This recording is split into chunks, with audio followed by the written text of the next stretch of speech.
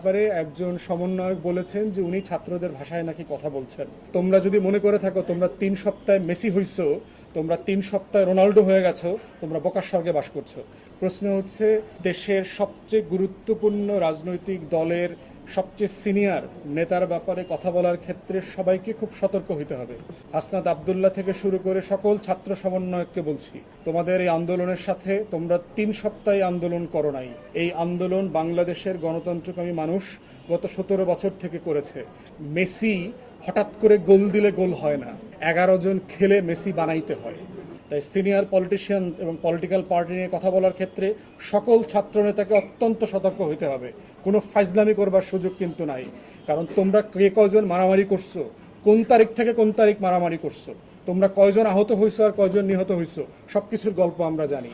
তাই তারেক রহমান সম্পর্কে অবশ্যই সমালোচনা করবার অধিকার আছে সবার রাজনীতি হিসাবে, কিন্তু তারেক রহমানকে অথবা কোনো রাজনৈতিক দলের নেতাকর্মীকে হেয় করে কথা বলার কোনো রাইট নাই। কিন্তু এর মানে এটা না যে কোনো রাজনৈতিক নেতাকর্মীর সমালোচনা করা যাবে না। তার ব্যাপারে যেটা বলা হয়েছে, উনি ছাত্রদের ভাষায় কথা বলছেন। ছাত্রদের এই আন্দোলনে তো বিএনপির রোল ছিল। বিএনপির মহাসচিব বলেছেন যে এই জুলাই আগস্টের গণহত্যায় বিএনপির 200-র উপর নেতাকর্মী মারা গেছে। তো ছাত্রদের ভাষায় কথা বলা মানে এটা কী ধরনের কথা? তবে আমরা মনে করি যে কথা বলার ক্ষেত্রে সতর্ক হইতে হবে।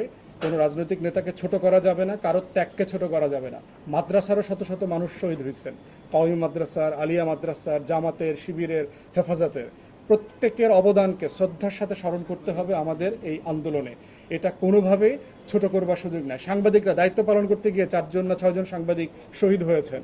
তো অতএব প্রত্যেকের অবদানকে গুরুত্ব সহকারে দেখতে হবে। একক কোনো ভিত্তির উপরে আন্দোলন হয় নাই, এটা যেন সবার মনে থাকে। এই আন্দোলনটা সারা বাংলাদেশ মিলে আন্দোলন করেছে।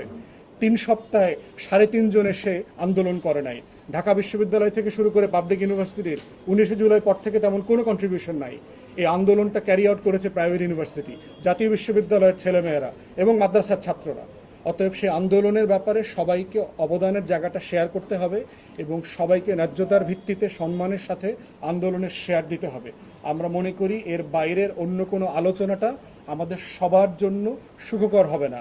আমাদের মাথায় রাখতে হবে যে আমাদের সবার একটা কমন শত্রু আছে, সেটা হচ্ছে আওয়ামী ফ্যাসিবাদ। তারা চলে যায় নাই। হাসিনার একটা রিসেন্ট ভিডিও আসছে, গতকালকে সম্ভবত আপনারা দেখেছেন, যে হাসিনা এখনও কিভাবে প্রশাসনে তার যত অনুগত লোক আছে এবং তার রাজনৈতিক নেতাকর্মী আছে তাদেরকে সে ইনস্টিগেট করছে, তাদেরকে সে খেপিয়ে তোলার চেষ্টা করছে, কিভাবে অর্গানাইজ করা যায়, এই সরকারকে ব্যর্থ করা যায় সেটার জন্য চেষ্টা করছে। তাই আমরা যারা আন্দোলনে ছিলাম, আমাদের